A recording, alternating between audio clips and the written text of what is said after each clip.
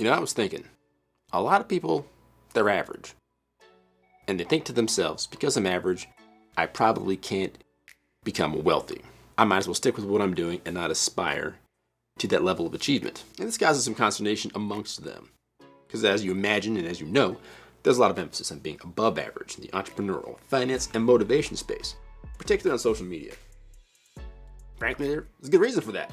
Being above average is a great place to be. But not everyone is going to be able to get there. After all, if everyone were above average, then by that very mathematical definition, then in fact, everyone would be average, right? The truth is, there's nothing wrong with being average. In fact, you can get rich, grow your finances, etc., while being average. Doing that's not going to be easy, and it'll take a couple things from you to make it happen in the end. Let's talk about them. So let's start off with the fact that most people are average. The truth is, most people can barely touch their toes, let alone touch a 10-foot rim. So most people will never make a nickel dunking a basketball. In fact, in the United States, at any one time, only 1,500 people are making any money whatsoever directly participating in playing basketball.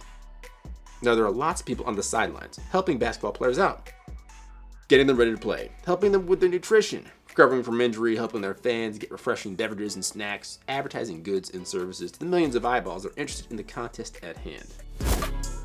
But very few people actually dribble the ball and shoot free throws to make a living.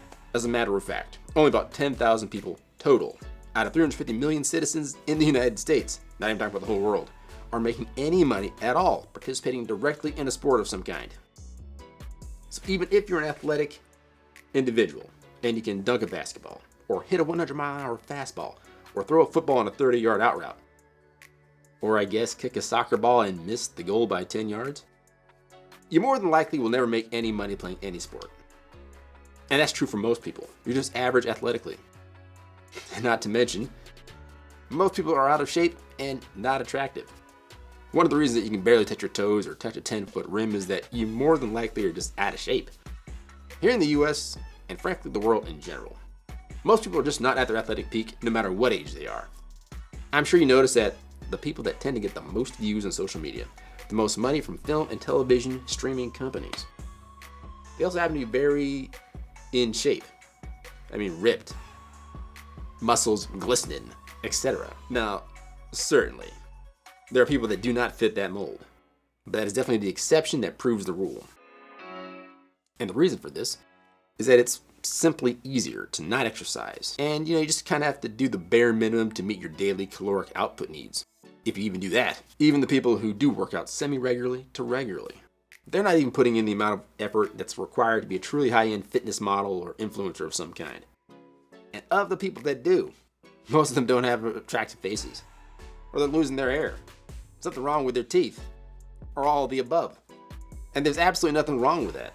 It just means that more than likely, you'll not make a ton of money presenting, persuading, or enchanting large audiences on platforms, up to and including social media, film or television, streaming platforms. You know the score. But not only that, most people have low money skills. The average person does not attend and finish college or university. And even if they do, they tend to get degrees that don't grow their marketability. Underwater basket weaving, for example. And there's a reason for that. Learning and mastering skills that are in high demand, well, they're hard to do. Computer science and its lovely brainchild, machine learning and AI, engineering disciplines of all kinds, high finance, bulls, bears, etc., being a doctor or a lawyer. See my video on the top income jobs of 2024, by the way. They all are high income skills that require rigorous preparation in math, logic, memorization, subjects that few people have a firm grasp on. And other people that accomplish any one or all of the above things, being athletic and skilled enough to play a sport for a living, in shape and good looking enough to inspire an audience on social media or film, having a degree that can earn you a well-paying job. Those people can be considered above average. If you've accomplished none of those things, no need to worry, no need to fret. You're just average. And there's nothing wrong with that. The only thing is you're going to have to push yourself. You have to keep your eye on the prize and try and grow into the future that you see for yourself. Which is why even though you might be average, you don't have to settle for average outcomes. Most average individuals, well, they realize they're average and they stop striving for above average outcomes. And it happens at different times for different people. Some people think that they peaked in high school. Maybe they were the starting quarterback who just couldn't make it at the next level. Maybe they peaked in college or just after college. They got a high income skill and simply didn't know how to get past that current income bracket. You see, no matter what your level is, realizing where you're at and then growing yourself and your income starts with never settling. And frankly, that starts with the person in the mirror. You don't have to settle for whatever position you find yourself in with your skills and your income opportunities. So to grow your opportunities, you have to grow your income, and to grow your income, you have to grow your skills. And that typically means continuing your education. Things like taking online courses to get certification to assert to future employers that you are the person with high-end skills. I do have a video of the type of certifications that you're going to need if you have ambitions on getting a high income. It should be coming out in the next couple of weeks, so make sure you're liked and subscribed to the video. Again, I'm trying to get these videos out in a daily cadence. And one of the skills that I'm trying to grow is to be extemporaneous on camera so that I can deliver these things more quickly to you, the viewer. So we're all on a journey of increasing our skills. And yes, that includes even me. But yes, going back to school via online classes to help level up your game is part of that as well.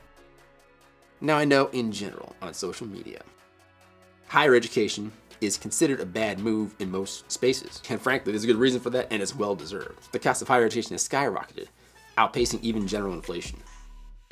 Tack on to that the fact that most degrees are more or less useless when it comes to improving your income. But that's not true for all degrees. Several degrees, several fields of study, several areas of interest will improve your incomes for sure.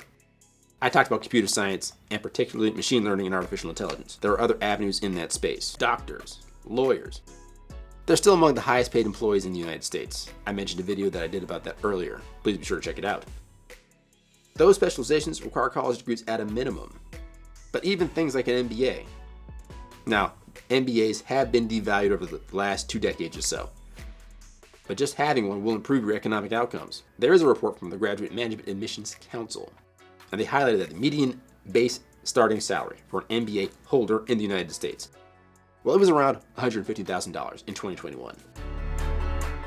Pre-inflation numbers, so that those have probably gone up since then. There's another source as well, the U.S. Bureau of Labor Statistics. They don't provide specific data for all MBA holders across industries, but they do offer salary information for various positions that typically require the benefits that come from an MBA. For example, financial managers, marketing managers, chief executives. Most of those positions, most of the people that hold those positions also hold MBA degrees.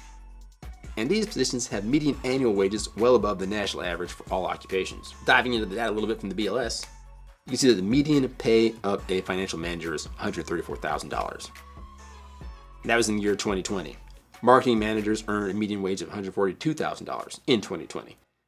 Chief executive median annual wages were also notably higher than both of those, although it was specific to industries and, frankly, companies where CEO median wages can vary significantly. Nevertheless, getting more education doesn't necessarily mean getting more degrees.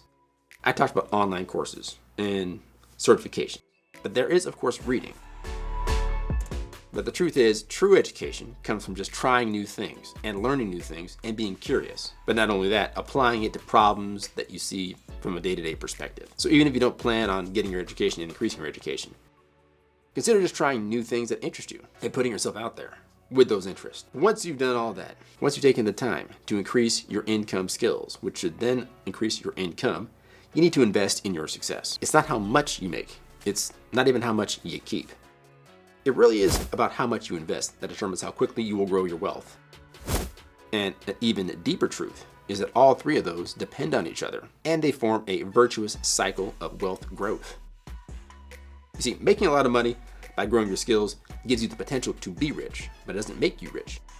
Let's talk about the example of athletes that we were talking about earlier. There are plenty of examples of athletes living high-end, luxurious lives, but when the income stopped, when their ability to throw a 100-mile-an-hour fastball ended, when they just got out of shape and could no longer play basketball any longer, when they suffered an injury in any of these sports, or when they played soccer and they kicked and missed the goal by 15 yards instead of just 10. And eventually the income that brought them that wealth stopped. If they were living a fast life, spending all the money as soon as it came in, once that income stopped, so did their ability to live a luxurious lifestyle. That stated, there are several examples as well of individuals who did save their money from the income that they got. The problem there is, even then, when the income stops, you now have a scarcity mindset. Sure, you saved the money that you got from your high income skill, but now that you saved the money, you have to think to yourself, it's going to run out if I spend too much, too often. So this is what inspires a scarcity mindset, a mindset where I just won't have enough.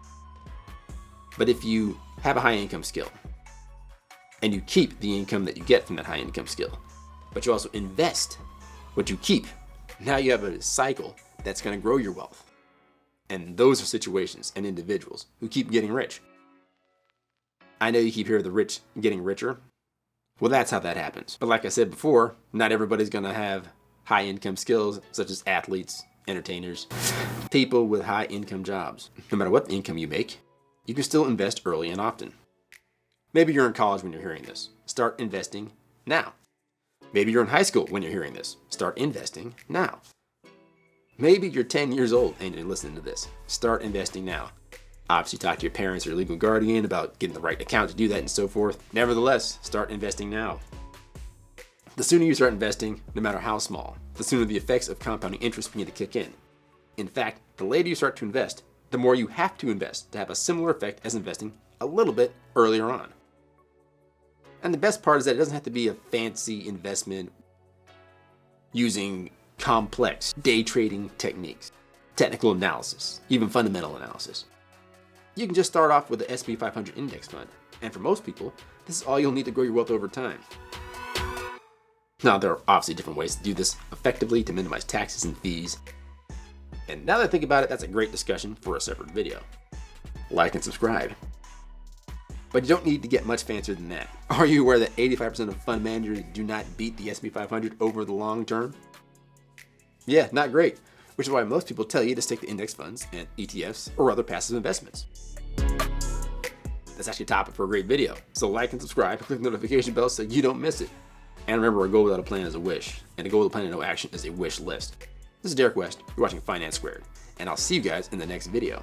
Hopefully you learned a little bit about the virtuous cycle, i.e. how you can be average and still get wealthy. Take it easy, I'll catch you in the next one. I'm out.